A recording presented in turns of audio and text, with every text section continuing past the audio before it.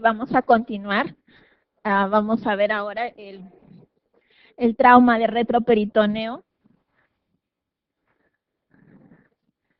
Bueno, en retroperitoneo, en cierta forma, el retroperitoneo protege de la lesión. Primero se lesiona el abdomen, entonces el trauma abdominal, y menor frecuencia el trauma en retroperitoneo. Como el espacio está protegido por la cavidad peritoneal, de alguna manera este se protege, de tal forma que los órganos que van a estar protegidos van a ser el colon ascendente y descendente, el duodeno en sus 4 porciones, el páncreas, ambos riñones, las glándulas suprarrenales, la aorta abdominal y la vena cava inferior. El trauma en retroperitoneo va a estar asociado aproximadamente en 10% de los pacientes con trauma abdominal y en 12% de los pacientes que están hemodinámicamente estables con trauma abdominal, ya sea abierto o cerrado, se puede asociar lesión de retroperitoneo.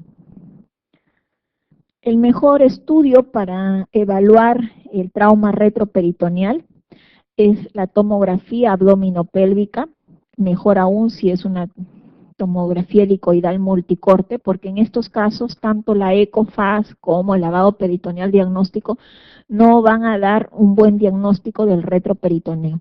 En cambio, la tomografía abdominopélvica, que es la elección para evaluar retroperitoneo, es rápida, va a abarcar mayor volumen, se puede además hacer reconstrucciones, va a localizar la lesión, si hay una hemorragia activa o extravasación de orina, y va a seleccionar qué pacientes van a requerir tratamiento quirúrgico y otros solamente observación. Está asociado el trauma de retroperitoneo a la fractura de cadera, a trauma de la columna vertebral o al trauma renal.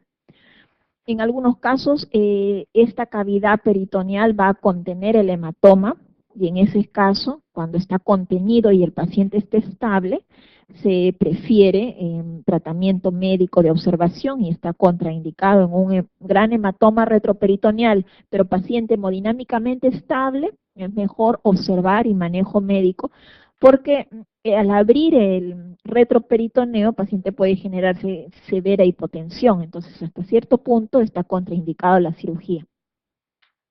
Entonces, de inicio, el primer manejo en trauma de retroperitoneo es un manejo médico y observación.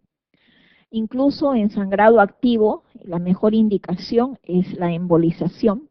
Si hay fractura de pelvis asociada, hay que hacer fijación externa de la pelvis y reducción. Se distinguen 3 zonas en el hematoma retroperitoneal. Una zona central, la zona 1, que incluyen la aorta abdominal, la vena cava inferior, el páncreas y el duodeno.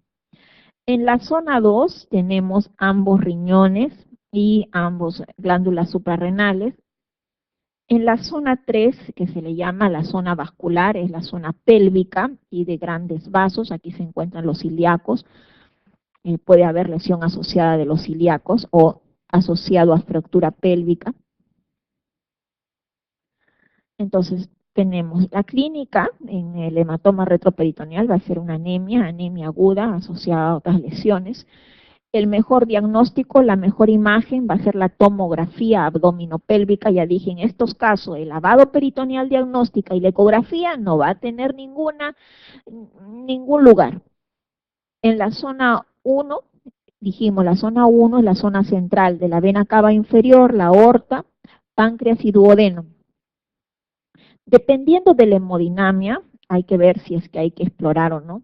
Dijimos, el concepto, que es el hematoma retroperitoneal, hay que retardar el proceso quirúrgico, hay que distinguir adecuadamente cuáles van a ir a tratamiento quirúrgico.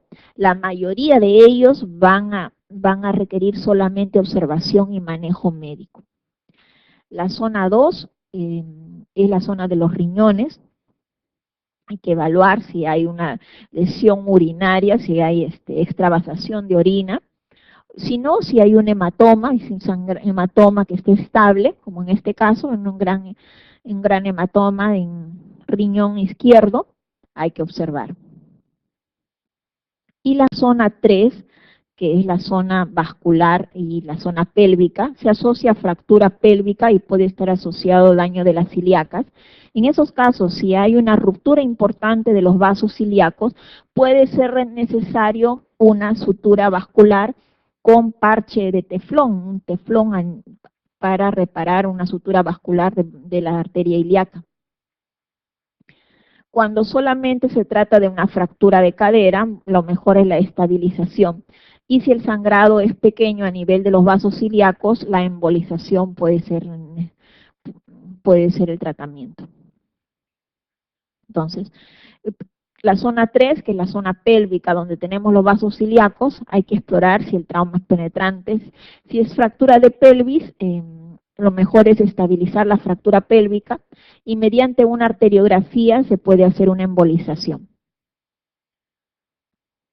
Dijimos, en la zona 1 tenemos la aorta abdominal, la vena cava inferior, el marco duodenal y el páncreas. Cuando se trata de trauma, tanto duodeno y páncreas, este va a estar asociado en 2% de todos los traumas abdominales, ya sean abiertos o cerrados, 2% va a estar asociado a trauma duodeno pancreático. Estos cuando se presentan normalmente tienen lesiones asociadas, las lesiones asociadas abdominales, y va a ser muy difícil detectar la lesión. Puede ser simplemente una distensión o un ligero hematoma a nivel del duodeno.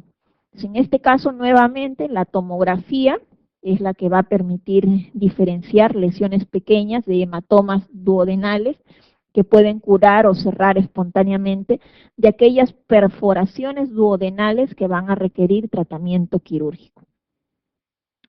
A pesar de ello, a pesar de la tomografía y de que sabemos que 2% están asociados a trauma abdominal, existe todavía siendo alta la morbimortalidad de pacientes con trauma duodenal y pancreático. En estos casos, cuando tenemos mortalidades tardías, están asociadas a infecciones o a falla multiorgánica porque tienen daños asociados de otros órganos, o cuando son precoces, cuando hay grandes hemorragias de vasos importantes a nivel de duodeno. Entonces, puede verse aumentada la mortalidad cuando hay un retraso del tratamiento, cuando hay un diagnóstico equivocado, cuando se ha clasificado incorrectamente la lesión. Si hay una perforación de duodeno, perforación, o sea, es una solución de continuidad duodenal, en ese caso va a requerir tratamiento quirúrgico. Pero si hay una disrupción no completa del duodeno o un hematoma duodenal, eso se observa. Ahora, en páncreas está en relación a la lesión del conducto pancreático. Si hay sección del conducto pancreático, es decir, del conducto de Wirsum, va a requerir tratamiento quirúrgico. Si hay un hematoma o contusión de la glándula, eso se va a observar. Los mecanismos de las lesiones duodeno-pancreáticas normalmente son en niños o en adultos jóvenes que tienen normalmente son delgados. Esto es el mecanismo de lesión, es un trauma a nivel de epigastrio. En niños, con la manija de la puerta, de la misma forma que las pancreatitis traumáticas, puede haber, o incluso en el maltrato infantil, a nivel del epigastrio, puede haber lesión y dar un daño duodeno pancreático. La severidad y la indicación de cirugía va a estar en relación. Si es en duodeno, si hay perforación duodenal, requiere cirugía. Si es en páncreas, cuando hay sección completa del conducto pancreático, requiere cirugía. Términos intermedios que requieren manejo médico son las contusiones duodenales o el hematoma pancreático, la laceración parcial de duodeno, requiere manejo médico, y hay que descartar en estos casos la rotura completa. O sea, cuando hay perforación, ahí sí va a cirugía. Perforación de duodeno o sección completa del conducto pancreático, eso requiere tratamiento quirúrgico. Los hematomas y laceraciones parciales van a manejo conservador. En páncreas, los traumas pancreáticos se producen en adultos más por accidentes de tránsito. Ya dijimos que en niños con compresiones con la manija de la puerta a nivel del epigastrio. Y en adultos jóvenes, porque son pacientes delgados que no tienen mucha grasa abdominal, también pueden lesionarse a nivel de epigastrio. Normalmente en el trauma pancreático la localización más frecuente se va a encontrar hacia la izquierda de los vasos mesentéricos superiores. Si ustedes recuerdan, la glándula pancreática, que tiene la forma de un pescado, tiene su cabeza, su cuello, su cuerpo y su cola. Por detrás del cuello pancreático emergen los vasos mesentéricos superiores. A la izquierda de los vasos mesentéricos superiores se va a encontrar con mayor frecuencia el trauma pancreático. Los hallazgos son mínimos, mayormente de aparición tardía, cuando se complican, y esto es lo que hace retraso en el diagnóstico. Son realmente imágenes sutiles en la tomografía lo que nos va a llevar al diagnóstico de trauma pancreático. Y vamos a tener que distinguir en la tomografía entre contusión, donde hay unas áreas hipodensas focales que rodean el parénquima normal, o un hematoma, cuando hay una densidad mixta, pequeña, hiperdensa, sin imágenes en contacto con estructuras parenquimatosas, cuando hay una laceración, un área lineal hipodensa, o cuando hay fractura, cuando hay una laceración total del parénquima pancreático, y esto, la fractura del páncreas, habla de una sección completa del conducto pancreático. Ahora, cuando hay sección completa del conducto pancreático, esa es la indicación de tratamiento quirúrgico en trauma pancreático. Felizmente, la mayoría de ellas, o sea, la mitad de las lesiones de páncreas, de trauma pancreático, son contusiones o hematomas o pequeñas laceraciones que van a tratamiento conservador. La otra mitad corresponden a secciones del conducto pancreático y van a requerir tratamiento quirúrgico. A la tomografía son signos indirectos de trauma pancreático, líquido en el epíplon menor o en el retroperitoneo, cambios inflamatorios, líquido o sangre peripancreáticos, o líquido que separa la vena esplénica del parénquima pancreático. Si recuerdan anatómicamente, la vena esplénica discurre por el borde superior del parénquima pancreático, de la glándula pancreática. En la tomografía es posible observar un líquido a todo lo largo del parénquima que separa la vena de la glándula, y eso es un signo indirecto de sección del conducto pancreático. Líquido entre la vena esplénica y el páncreas. En el contexto de un trauma abdominal se sospecha de un daño pancreático que conlleve lesión de conducto. Entonces dijimos, las lesiones en páncreas son más frecuentes a la izquierda de los vasos mesentéricos superiores. La glándula pancreática tiene su cabeza, un cuello, un cuerpo y una cola. A nivel del cuello pancreático se encuentra la emergencia de la arteria mesentérica superior. Hacia la izquierda de los vasos mesentéricos superiores, más frecuentemente se va a encontrar el trauma pancreático. ¿Cuándo debemos indicar cirugía? Cuando hay sección completa del conducto pancreático. Son signos indirectos la presencia de líquido entre la vena esplénica, aquí vemos la vena esplénica, y la glándula pancreática. Hay una doble línea o signo de imagen de líquido que separa la vena esplénica de la glándula. Es un signo indirecto de sección del conducto pancreático. Y en cuanto a la clasificación en trauma pancreático, vamos a tener el grado 1, es cuando hay una contusión o laceración superficial sin daño del conducto pancreático. El grado 2, cuando hay una contusión o una laceración sin pérdida de tejido, sin lesión de conducto. El grado 3 de trauma pancreático, cuando hay una sección del conducto distal en el parénquima con sección del conducto. Entonces, del grado 3 en adelante, en trauma pancreático, hablamos de sección del conducto pancreático. Del grado 4, cuando hay transección proximal o herida del parénquima, compromiso de la ampolla de Vater, esto es a nivel de la segunda porción del duodeno, y el grado 5, cuando hay una destrucción masiva de la cabeza del páncreas. Entonces, requieren tratamiento quirúrgico, los traumas pancreáticos del grado 3 en adelante. En duodeno está alrededor de 5% de los pacientes con un trauma abdominal se asocian a trauma duodenal.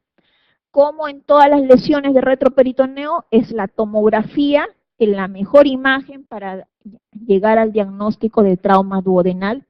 Puede hacerse sin contraste oral para el diagnóstico de lesión intestinal. Se puede usar el contraste oral en algunos casos para distender la pared del duodeno, si es que no hay un diagnóstico urgente. Y hay que diferenciar si se trata de una contusión o hematoma de una perforación de duodeno. La contusión y hematoma van a tratamiento médico, observación, mientras que la perforación va a requerir un tratamiento quirúrgico. ¿Cuándo digo que hay perforación? Doy una solución de contraste oral y veo que la sustancia de contraste se ha extravasado a nivel duodenal, hablamos de perforación duodenal. Entonces, en duodeno tengo que distinguir entre lo que es una contusión, que voy a encontrar gas dentro del duodeno, engrosamiento de la pared duodenal mayor de 4 milímetros, edema o hematoma en la pared duodenal. En estos casos hablo de contusión y es tratamiento conservador, observar. Mientras que diferente es cuando hay gas fuera del duodeno, extraluminal, o cuando le doy sustancia de contraste y lo encuentro fuera de la pared duodenal, o cuando hay líquido retroperitoneal con contraste. Aquí estamos hablando de perforación duodenal y esto requiere tratamiento quirúrgico. La tomografía se observa colección alrededor de la pared duodenal, líquido periduodenal, hay un signo del coágulo centinela a nivel duodenal que me indica perforación. Puede haber aire extraluminal, pero no siempre está presente, pero cuando está presente me está indicando perforación duodenal. Una imagen tomográfica, el hígado, por debajo del hígado segmento 6, estamos observando una imagen de aire fuera del duodeno. Esto es una imagen de aire en retroperitoneo, me indica perforación duodenal. No siempre está presente, pero si yo encuentro aire, está por encima del riñón, hacia la línea media, aire en retroperitoneo, imagen de perforación duodenal. Y lo vamos a clasificar, las lesiones duodenales, dijimos, grado 1, hematoma, solamente una afectación única de una porción duodenal, o una laceración parcial sin que llegue a perforar. En el grado 2, cuando hay un hematoma que afecta a más de una porción duodenal, o hay una disrupción de menos del 50% de la circunferencia duodenal. Grado 3, cuando hay una laceración entre 50 y 75% de la segunda porción del duodeno, o entre 50 y 100% la primera, tercera y cuarta porciones.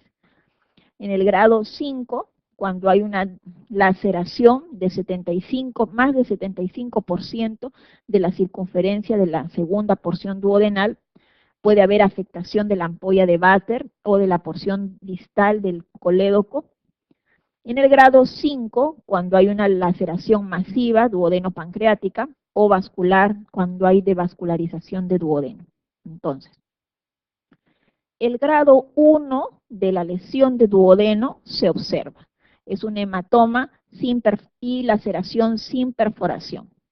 Del grado 2, donde hay una disrupción de menos del 50% de la circunferencia, en este caso, ya va a tratamiento quirúrgico. Del grado 2 en adelante, va a tratamiento quirúrgico. ¿Y qué hay que hacer? La mayoría de las laceraciones pueden tratarse de manera quirúrgica con cierre primario. De forma primaria, después de debridar los bordes, hacer una sutura.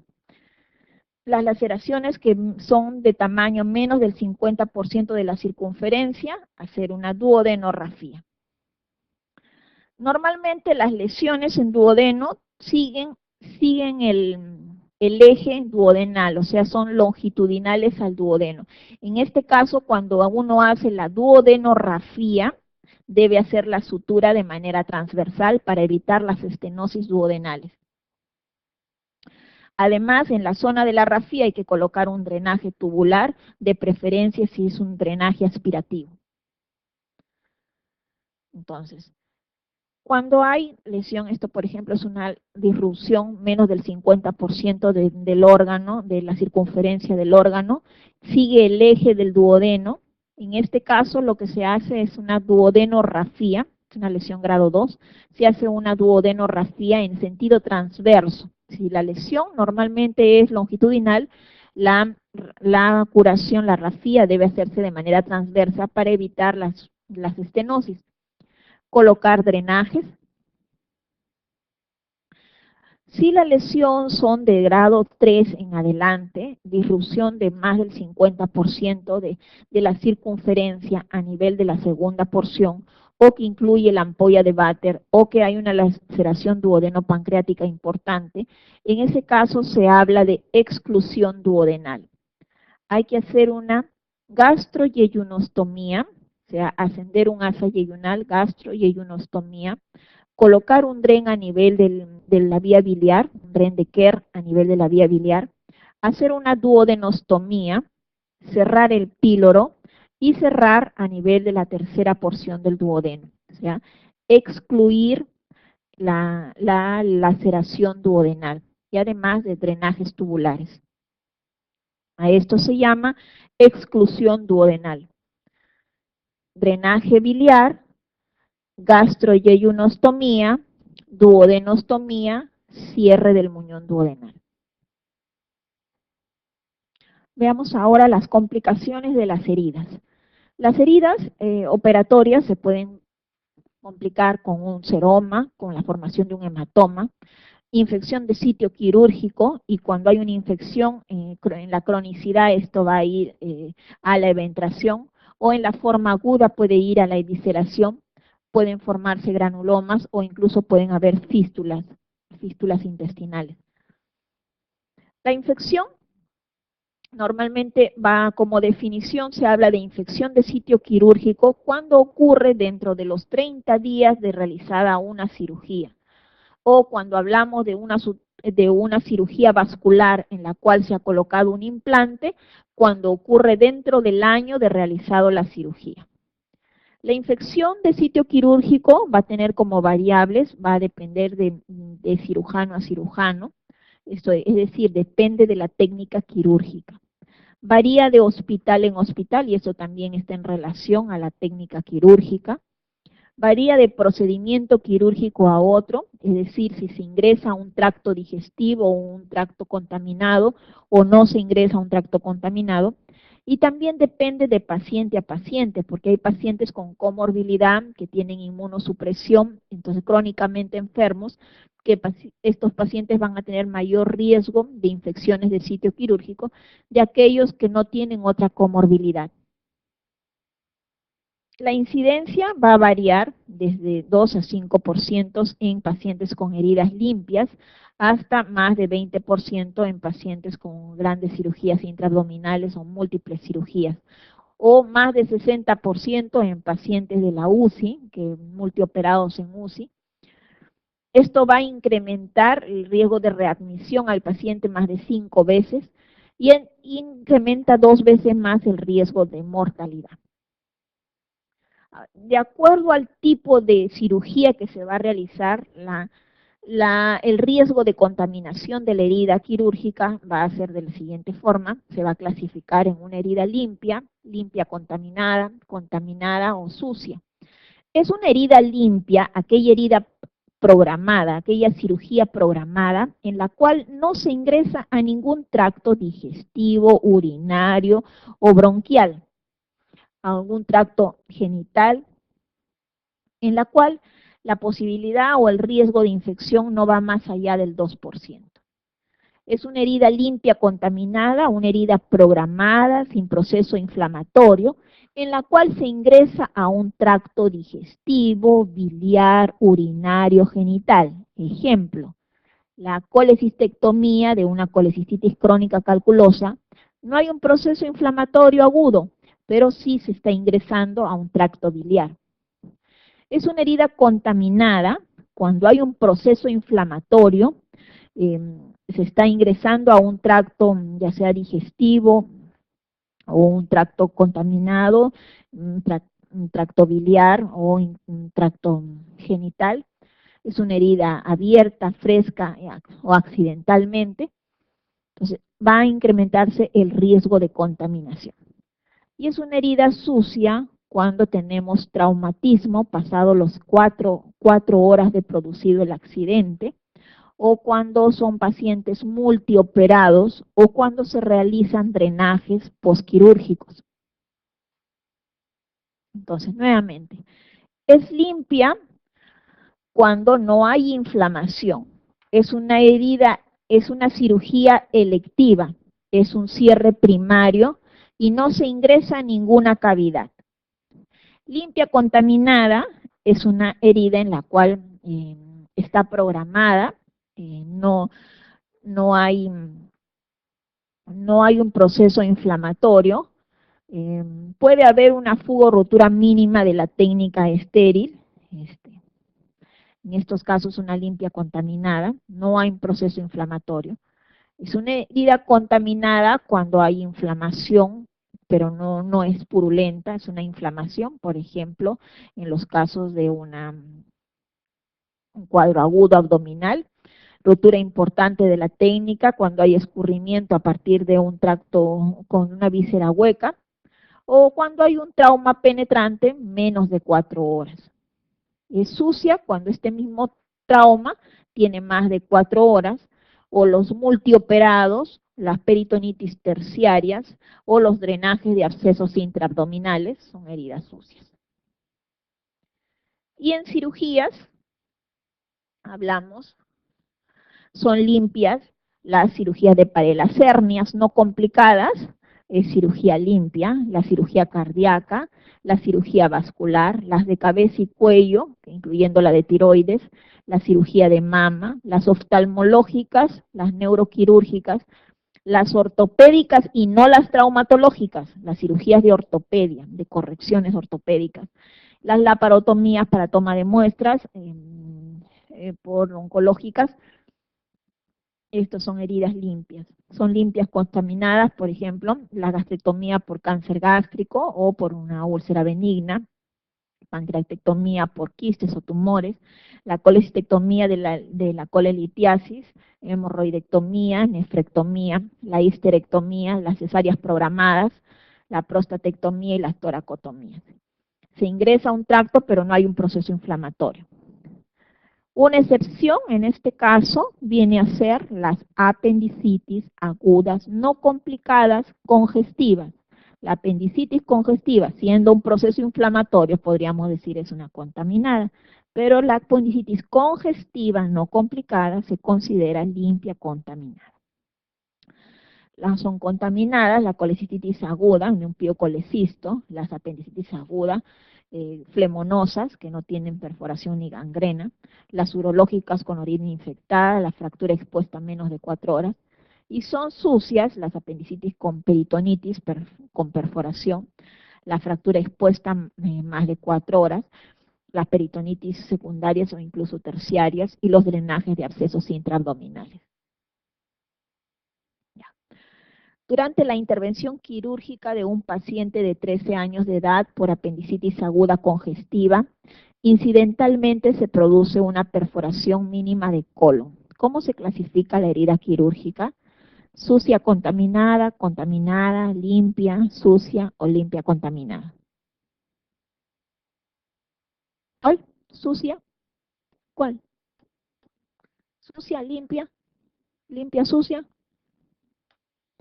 A ver, un paciente de 13 años, una apendicitis congestiva, dijimos era una excepción, una limpia contaminada, una perforación mínima de colon, sigue siendo limpia contaminada. ¿Qué tipo de colección tiene un seroma?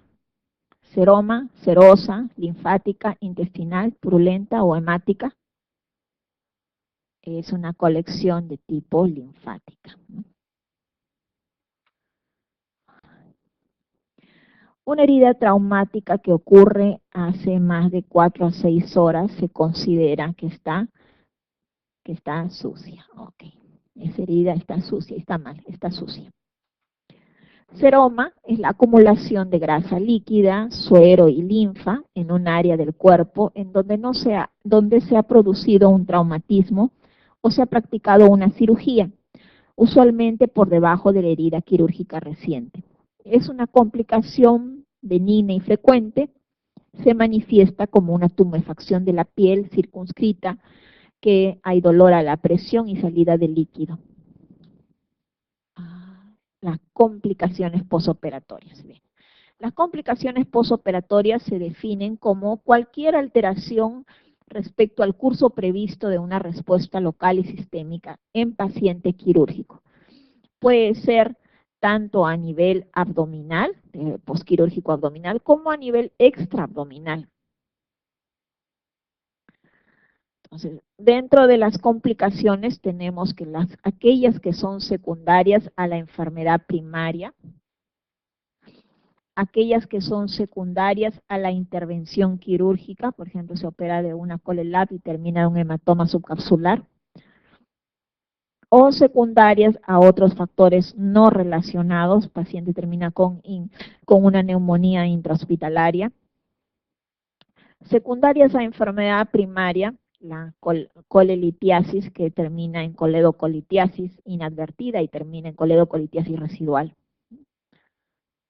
Bien. En las heridas tenemos los hematomas.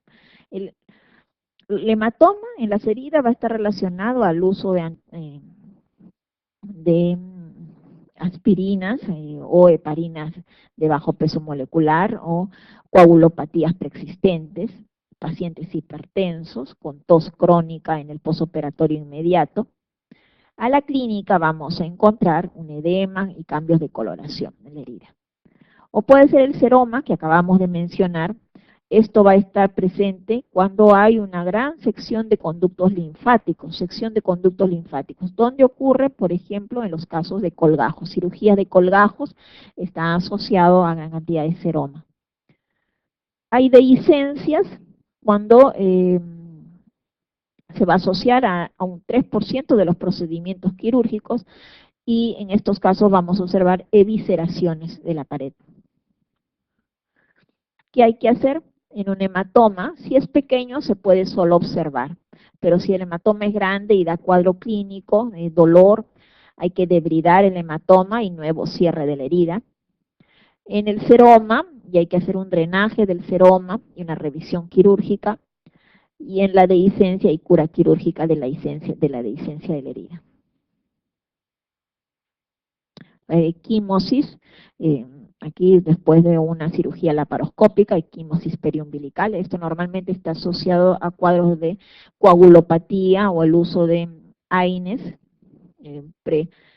prequirúrgico, o cuando hay grandes colgajos. En la dermolipectomía, por ejemplo, es frecuente como complicación la presencia de seromas. En ese caso hay que drenar el seroma. Imagínense toda esta incisión transversa. Lo primero en este seroma hay que drenarlo con una jeringa. No se me va a ocurrir abrir toda la herida. ¿Por qué? Porque esto obviamente iría a la infección. O pueden haber dehiscencias de las heridas, un paciente multioperado, pueden haber dehiscencias de las heridas por aumento de la presión intraabdominal. Los factores de riesgo para que se compliquen las heridas operatorias: pacientes mayores de 60 años, los que tienen antecedentes de diabetes mellitus, los urémicos, la inmunosupresión, pacientes con hepatopatías crónicas, por ejemplo el cirrótico, mayor riesgo de dehiscencia de las heridas, paciente séptico, paciente obeso, mayor riesgo de dehiscencia de la herida, el uso de corticoides, o pacientes oncológicos también tienen mayor riesgo hay riesgo para dehiscencia de herida operatoria. Cuando hay un cierre inadecuado, pacientes con tos crónica, aumenta la presión intraabdominal, o pacientes que cursan con ilio adinámico, también el ilio genera distensión abdominal, aumenta la presión, o cuando ha habido una infección de sitio quirúrgico, esto va a generar la dehiscencia, o sea, la evisceración, porque hay digestión de la pared abdominal. Como se diagnostica, es más frecuente entre el quinto y octavo día en posoperatorio de dehiscencia de la herida operatoria. Puede ser como primera manifestación de un absceso intraabdominal.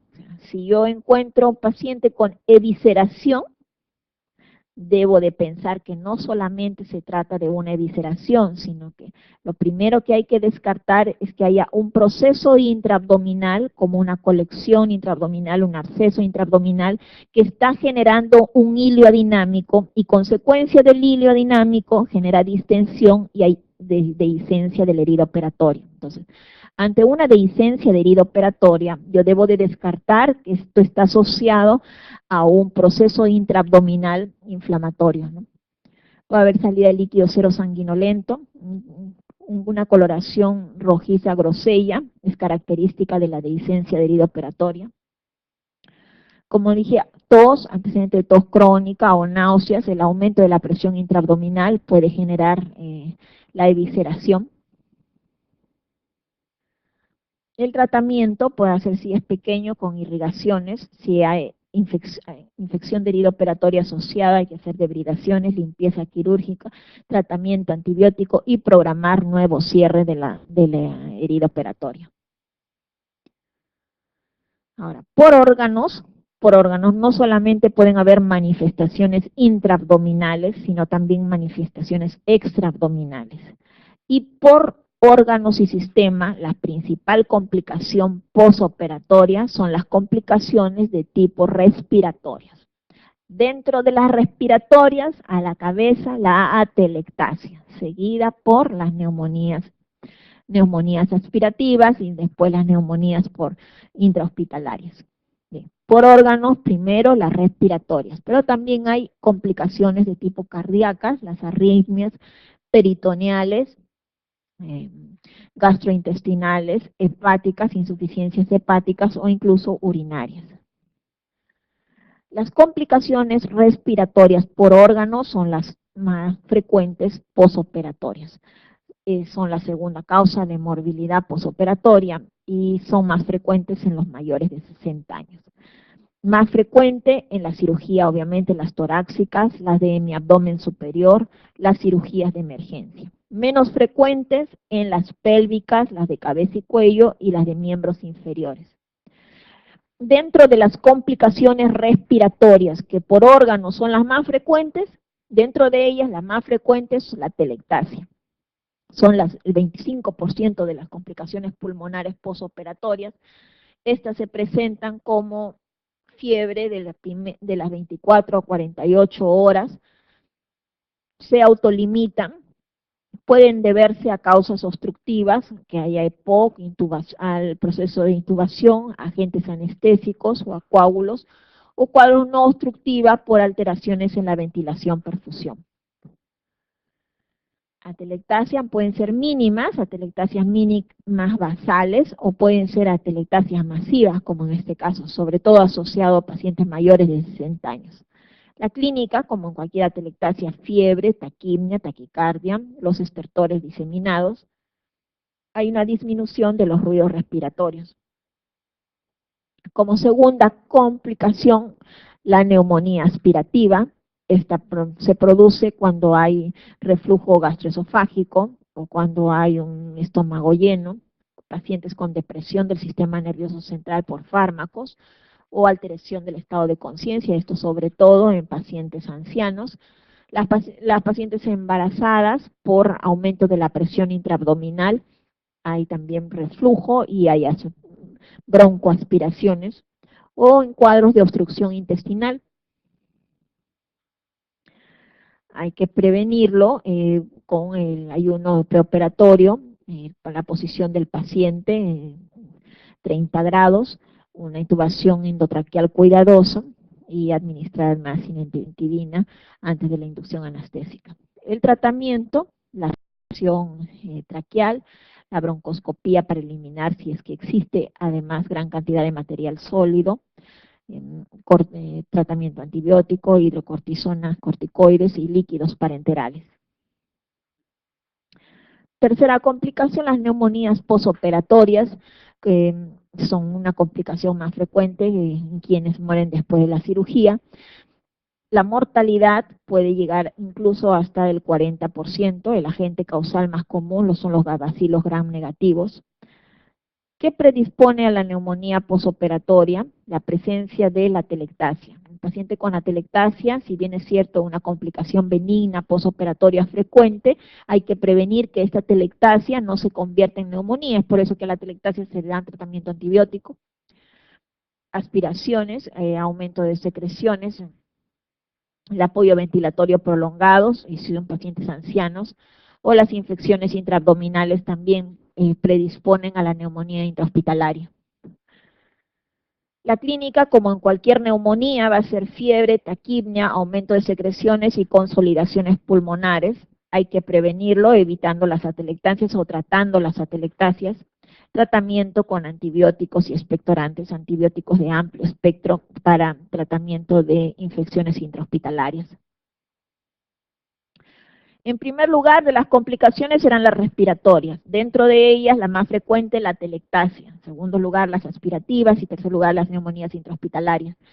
En segundo lugar, por sistemas, tenemos las cardíacas, y las cardíacas dentro de ellas vamos a tener las arritmias, que pueden presentarse durante el intraoperatorio, es decir, en el transoperatorio, o incluso en los primeros 3 días del posoperatorio. La mayoría de ellas va a deberse a la inducción anestésica, al tipo de anestésico utilizado, o puede deberse a un mal manejo del trastorno hidroelectrolíticos intraoperatorio, a hipoxemia, y esto también es una falla en el manejo anestesiológico intraoperatorio, alcalosis, o al uso de fármacos simpáticos miméticos, a la toxicidad por digital. Al mismo estrés quirúrgico puede generar arritmias o hipercapnia. La clínica, como en cualquier arritmia, estas pueden ser sintomáticas y se autolimitan, pero puede también en el posoperatorio dar dolor torácico, palpitaciones o incluso disnea.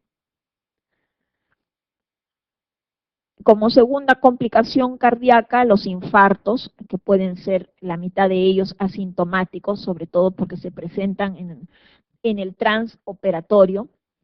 Son factores de riesgo para infartos en el transoperatorio, la presencia de infartos previos, es por eso que se prefiere operar al paciente con antecedente de infarto 6 meses posteriores a la ocurrencia de un infarto. La aterosclerosis, la insuficiencia cardíaca congestiva, pacientes mayores de 60 años o hipotensión durante el transquirúrgico o hipoxemia son factores de riesgo para desarrollar infarto en el transoperatorio. La clínica va a ser igual que cualquier infarto, dolor torácico, hipotensión y arritmias, y el diagnóstico se va a hacer por electrocardiograma, el dosaje de CKMB o de troponina 1. Diagnóstico vamos a encontrar una presión arterial de oxígeno disminuida, una radiografía de tórax anormal, y en intervencionismo podemos encontrar un aumento de la presión arterial pulmonar en cuña. El tratamiento, igual del infarto, va a depender de la hemodinamia del paciente. La mayoría de estos pacientes van a requerir los primeros días terapia intensiva cardiológica. Se puede colocar un catéter en la arteria pulmonar, vigilar las presiones de llenado, en disminución de la precarga con diuréticos y de la poscarga con nitroprusiato de sodio. Son complicaciones peritoneales. La primera complicación peritoneal es el hemoperitoneo. Normalmente el hemoperitoneo ocurre en las primeras 24 horas de poscirugía. Puede ser de evolución rápida, incluso de evolución mortal, si es que no se diagnostica tempranamente, ¿no? El paciente va a cursar con cuadros de shock hipovolémico por sangrado activo. Y las causas del hemoperitoneo postquirúrgico van a ser la inadecuada hemostasia. Toda cirugía debe estar, por más simple que ésta sea y programada, debe estar al final de la resección, al final del tratamiento de la patología quirúrgica, debe de hacerse una cuidadosa revisión de hemostasia. Muchas veces es conocido que el cirujano opera el paciente, reseca la enfermedad, una extraordinaria gastrectomía oncológica o una hemicolectomía derecha-izquierda o una extraordinaria hepatectomía, y luego me voy y dejo a mi residente interno para que cierren, cuando es el punto más importante en el tratamiento quirúrgico, una adecuada hemostasia. Demorarse media hora o demorarse incluso una hora en algunos casos cuando se hablan de hepatectomías mayores, es mejor que perder la vida de un paciente, porque este paciente con hemostasia inadecuada va a requerir rápidamente entrar a sala. La mortalidad en este reingreso quirúrgico de emergencia es bastante alta y puede llegar incluso a más del 50%. Entonces, unos 30, 40 minutos más de cirugía, de retardarse en la adecuada hemostasia, es bueno para prevenir la alta mortalidad de los hemoperitoneos. Otras veces está asociada a trastornos de coagulación, pacientes con coagulopatía previa o pacientes que utilicen aspirina previos a la cirugía, pueden generarse trastornos de coagulación intraoperatorio, o si el paciente sangró demasiado y fueron requeridos múltiples transfusiones, en el posoperatorio puede generar CID. Muchas veces en estos casos no se encuentra un vaso sanguíneo importante y hay que terminar en taponamiento de la zona de sangrado. La clínica va a ser de cuadro de choque hipovolémico, taquicardia, hipotensión, oliguria, vasoconstricción periférica. El tratamiento es reanimar al paciente para poder llevarlo, para que el paciente soporte la relaparotomía. Son complicaciones gastrointestinales, ilioposoperatorios, secundaria a la manipulación, esto es más asociado en cuadros de peritonitis, distensión gástrica asociada a la cirugía en sí, la cirugía gástrica, puede haber obstrucción pilórica, por ejemplo las vagotomías pueden generar también distensión gástrica. Obstrucción intestinal es secundaria a un hilio paralítico o a factores mecánicos, a bridas, adherencias posoperatorias o la presencia de hernias internas posoperatorias, dan cuadros obstructivos posquirúrgicos.